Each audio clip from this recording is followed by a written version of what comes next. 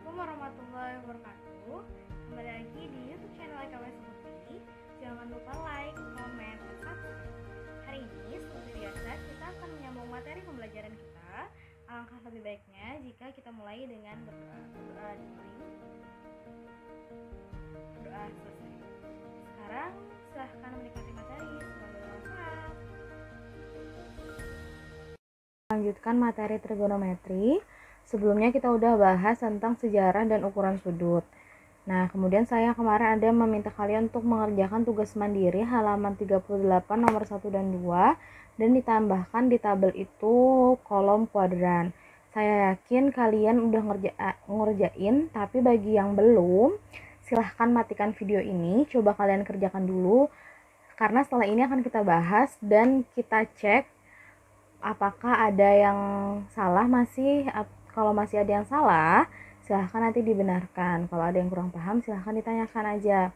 Nah, kemudian untuk materi yang selanjutnya ini nanti kita bahas juga tentang yang di poin B halaman 39.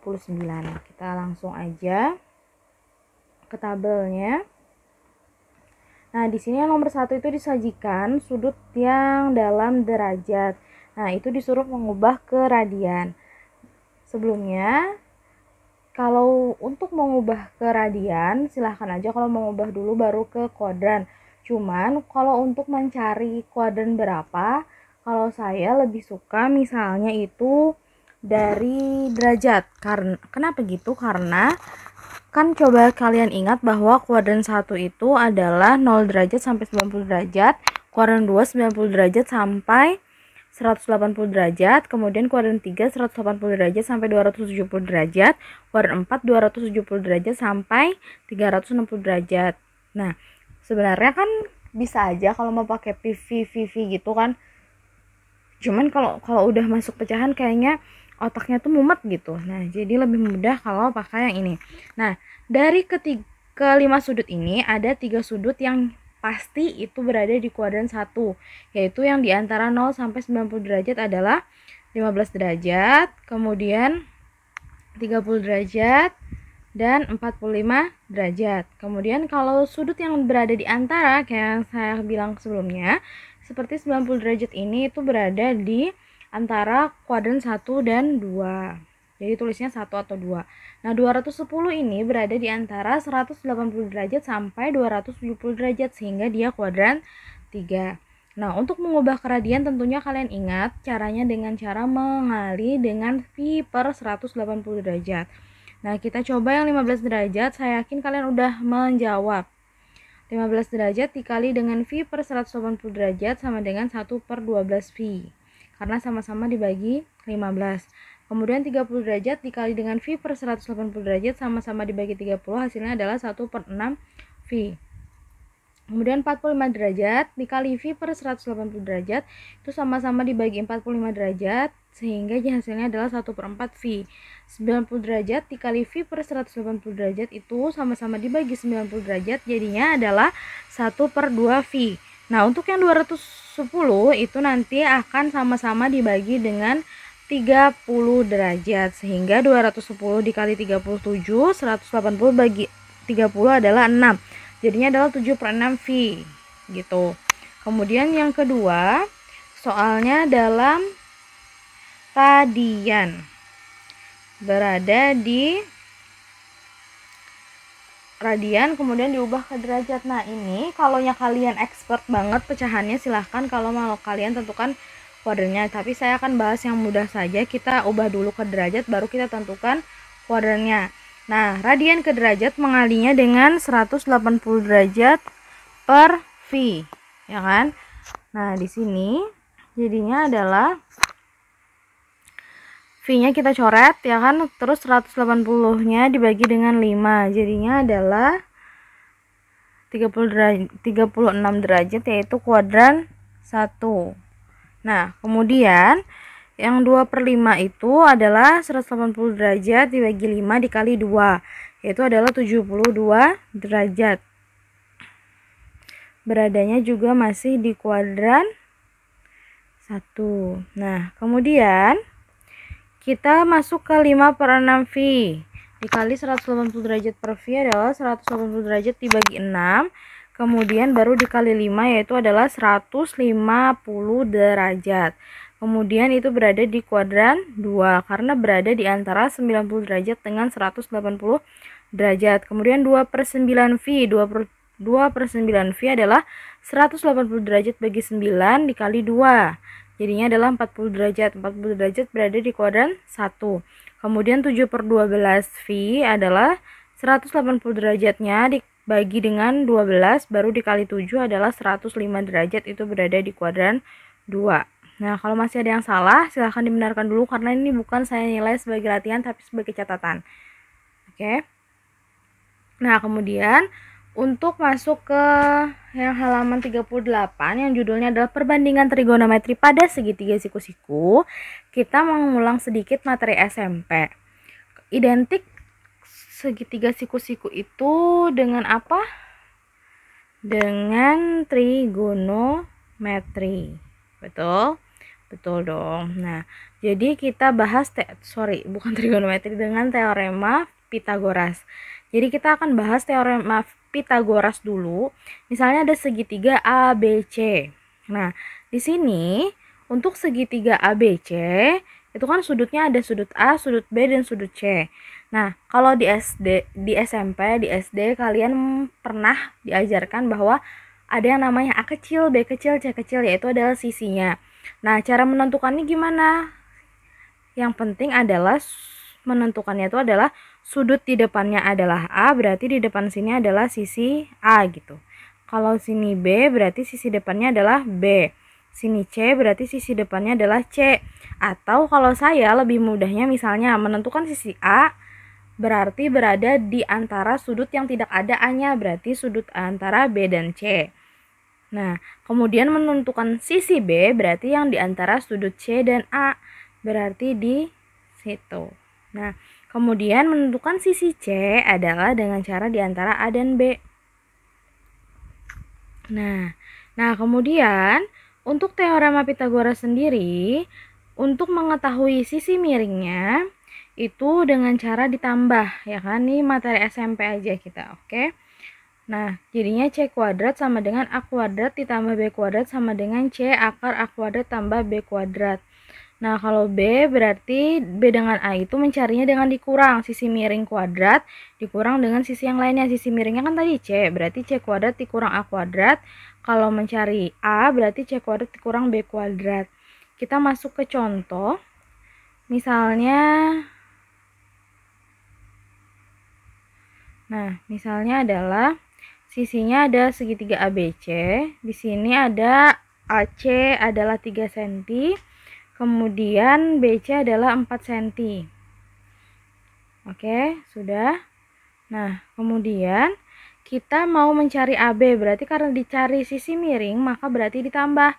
AB sama dengan akar BC kuadrat ditambah AC kuadrat. BC-nya adalah 4 kuadrat, jadinya AC kuadrat adalah 3 kuadrat.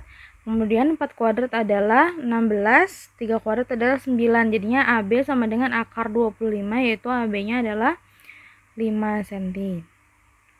Kemudian kita masuk ke contoh kedua, ada segitiga KLM. Di sini diketahui pertama KL-nya adalah 5 cm. Kemudian LM-nya adalah 13 cm.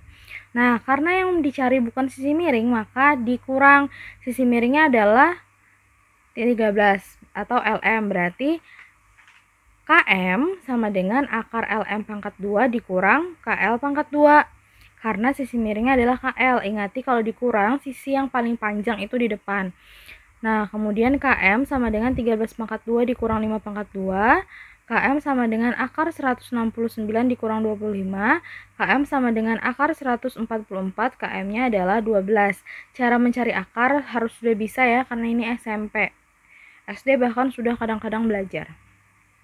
Nah, kemudian kita masuk ke materi yang ada di perbandingan trigonometri pada segitiga siku-siku. Itu bisa kalian lihat di halaman 39.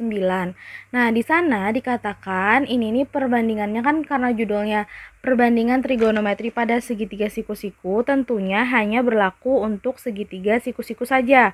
Nah, di sini ada yang namanya sisi sudut theta. Sebelum ke sisi A, di sini ada namanya sudut theta. Nah, itu kita misalkan sudutnya ada di sana ya. Sudut yang akan kita cari perbandingan trigonometrinya. Nah, di depannya sudut A adalah sisi A. Kemudian di depannya sudut B adalah sisi B, dan di depannya sudut C adalah sisi B, dan di depannya sudut C adalah sisi C. Nah, kemudian sudutnya kan sudut theta. Sudut tetanya kita misalkan berada di sudut A. Nah, kita nanti akan bertemu dengan sisi depan, sisi samping dengan sisi miring. Kalau di buku kalian, sisi miring itu ada di situ yang ada nomor 1, 2, 3, 4, 5, 6 itu ada hipotenusa gitu. Nah, hipotenusa itu bahasa lain dari sisi miring.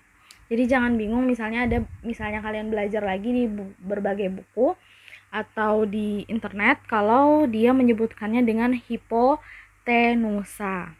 Nah, di sini sisi depan dari sudut A adalah sisi A sendiri. Ini disebutnya adalah sisi depan. Kemudian sisi yang selanjutnya adalah yang AC atau B, itu kan karena dia bermiring dan dia paling panjang, dia disebut dengan sisi miring. Kemudian kalau AB atau C itu adalah sisi samping. Nah, sudah. Nah, perbandingan trigonometri ada 6. Ada sin, ada cos, ada tan, ada cosec, ada secant dengan cot. Nah, kita belajar dulu yang sin. Nah, yang sin itu perbandingannya adalah sisi depan dibandingkan atau diperkan dengan miring. Sisi depannya tadi A, sisi miringnya adalah B, jadinya A per B. Nah, kemudian cos A adalah samping miring.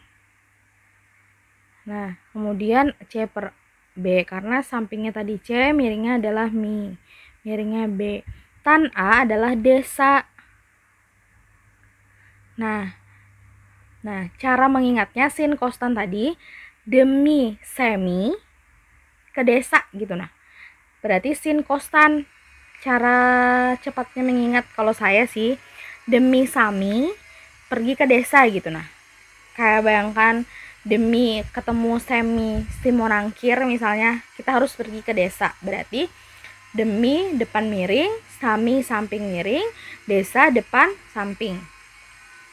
Nah, kalau mencari cosec, kalau di buku kalian itu kan perbandingannya. Nah, ini nih sudah saya gabung dengan di halaman 40 ada di kotaknya. Cosec itu adalah 1/sin. Kalau kalian bingung kenapa Bu cosec di sini COSEC. Nah, tapi kalau di sini CSC. Terserah saja, ini ejaan Inggris.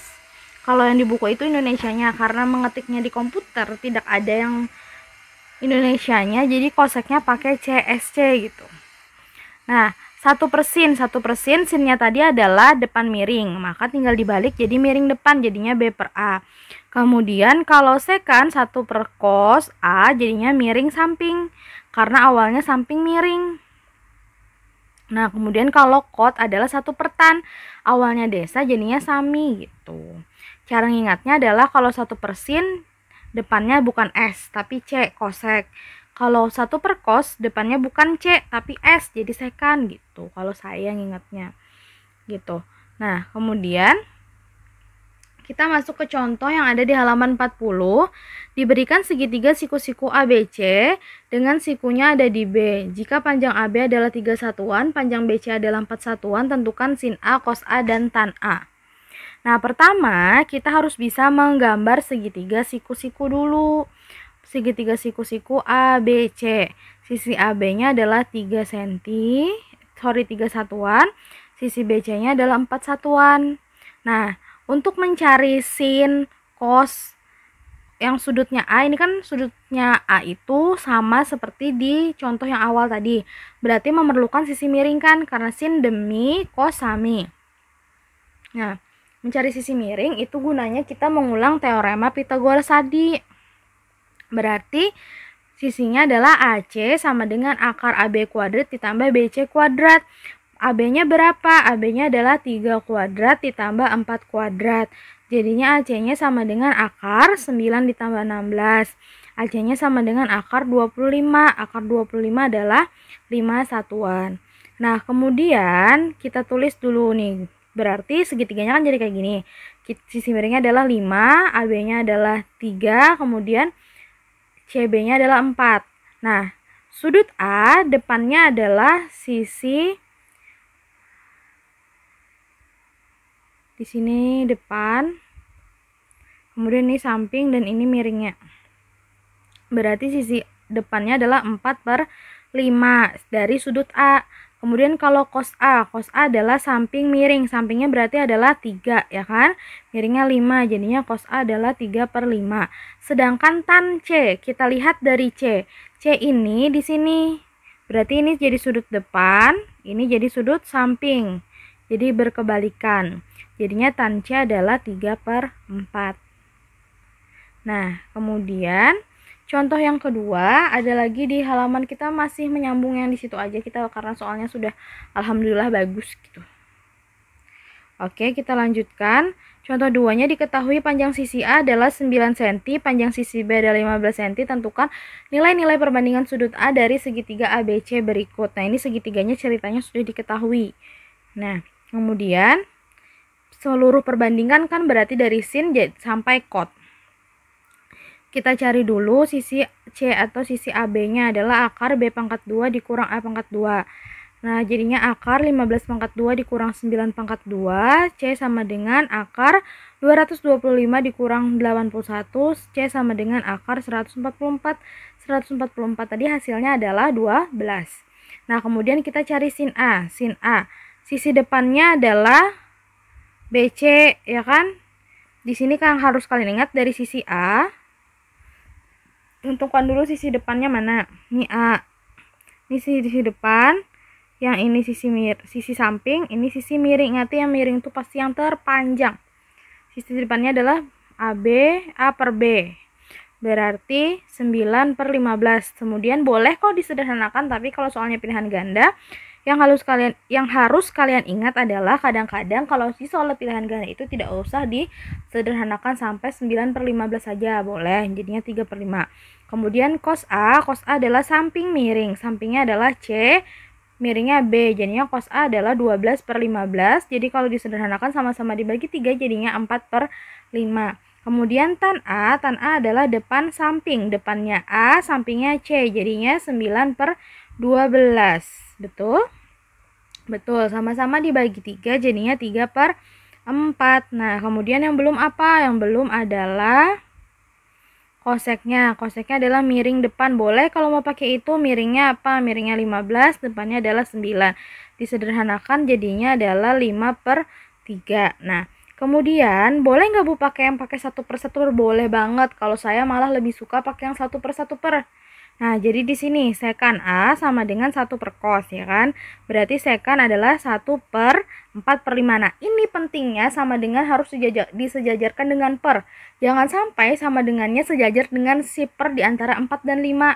Padahal itu kan maksudnya 1 dibagi dengan 4/5. Maka pernya harus sejajar dengan setelah 1 baru per 4/5 gitu. Nulisnya harus sama seperti di sini. Nah, kemudian kalau di SD pecahan itu berarti kalaunya dibagi maka dibalik. Jadinya sekan A sama dengan 1/1 dikali 5/4. Jadi sekan A adalah 5/4. Kemudian cotnya berarti kalaunya di sini kalian lihat kalau cos awalnya 4/5 berarti kalau sekan kebalikannya adalah 5/4. Kalau cot adalah 1 per tan berarti 1/3/4, jadinya cotnya adalah 4/3. Nah, kemudian contoh soal yang terakhir. Nah, di sini jika diketahui tan P adalah 5/2, tentukan perbandingan trigonometri lainnya. Ini saya mengerjakannya agak berbeda dengan di sini. Saya rasa kita akan lebih mudah karena di sini kan awalnya tan, berarti yang belum tahu adalah sin, cos, sekan, kosek dengan cot. Berarti cotnya adalah 1/tan. Berarti cotnya tinggal dibalik dari 5/2 jadi 2/5. Nah, kemudian bikin segitiga. Diketahuinya kan tan P. Tan itu adalah depan miring. Berarti di segitiga kita bikin sisi depannya dari sudut P adalah 5. Kemudian sisi sampingnya adalah 2. kemudian kita misalkan sisi miringnya Y misalnya. Nah, di Y ini kita cari Pitagoras. Karena ditanya sisi miring, maka kita tambahkan. Jadinya Y sama dengan akar 5 kuadrat tambah 2 kuadrat. Jadinya akar 25 ditambah 4, jadinya akar 29. Bu, nggak bisa diakarkan? Biarin, tetap aja kayak gitu. Jangan bingung. Nah, kemudian mencari sin. Sin berarti depan miring. Depannya adalah 5, miringnya adalah akar 29. Misalnya penyebutnya adalah akar, maka harus dirasionalkan. Pelajaran SMP dibuka kembali, berarti 5 per akar 29 dikali akar 29 per 29, jadinya adalah sin P adalah 5 per 29 akar 29. Kemudian kosek adalah 1 per sin P. Sinnya jangan yang sudah dirasionalkan, pakai yang 5 per akar 29. Jadinya adalah kosek P adalah akar 29 per 5, atau boleh ditulis 1 per 5 akar 29, tapi nggak ditulis gitu juga boleh. Sekarang cos P adalah samping miring, sampingnya adalah 2, miringnya adalah akar 29. Jadinya cos P adalah dirasionalkan, jadinya adalah 2 per 29 dikali 2 per 29 akar 29. Sekan P adalah 1 per cos P, jadinya 1 per 2 per akar 29, jadinya akar 29 per 2. Kalau mau ditulis setengah akar 29 juga boleh. Oke, sekian, kita nanti akan lanjutkan materi yang lain. Terima kasih. Demikianlah materi kita hari ini. Jika ada pertanyaan, silahkan tulis di kolom komentar, atau untuk murid-murid saya, silahkan kita berdiskusi di grup WhatsApp. Sekian, wassalamualaikum warahmatullahi wabarakatuh.